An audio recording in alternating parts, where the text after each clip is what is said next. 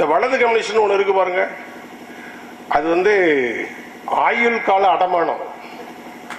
திமுகவோட எந்த காலத்திலையும் அத நிபந்தனைகள், அதுல எந்த காலத்திலும் திமுக ஆட்சியை வாய் திறந்து பேச மாட்டோம், வாழ்த்தித்தான் பேசுவோமே தவிர எந்த குறை வந்தாலும் அதை நாங்கள் சுட்டி காட்ட மாட்டோம், நீங்கள் நம்பலாம்னு சொல்லி ஆயுள் கால அடமானம் வைத்து விட்டார்கள் இந்திய கம்யூனிஸ்ட் கட்சி, வலது கம்யூனிஸ்ட். இதான் இன்னைக்கு கம்யூனிஸ்ட் கட்சியோட நிலைமை. திருமாவளவன் திருமாவளவன் திருமாவளவன் அவர் பாத்தீங்கன்னா ஐயையா ஐயையா ஐயையா சொல்லவே வேண்டாம், பேசவே வேண்டாம்.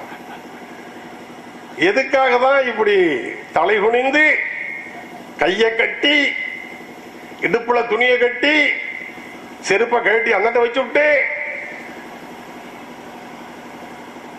நிலை குலைந்து நிக்கிறாங்களா எனக்கு தெரியல, என்னன்னு தெரியல. இது நியாயமே இல்லை. எத்தனை அசம்பாவிதங்கள், எத்தனை கொடுமைகள், எத்தனை கொள்ளைகள். பின்னாடி உட்கார்ந்துக்கிற போது முரளி என்கிட்ட செல்ல காட்டுறார். இப்ப 2 பேரு ஒருத்தன் பைக்ல வர்றான், ஒருத்தன் உள்ள போறான். உள்ள போயிட்டு ஒரு பொம்பளை போலீஸோட செயினை அறுத்துக்கிட்டு ஓடுறான்.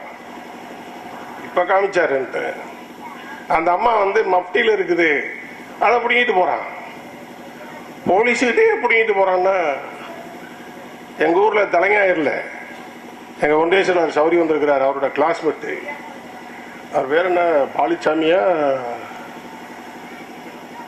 பூமிநாதன், பூமிநாதன்.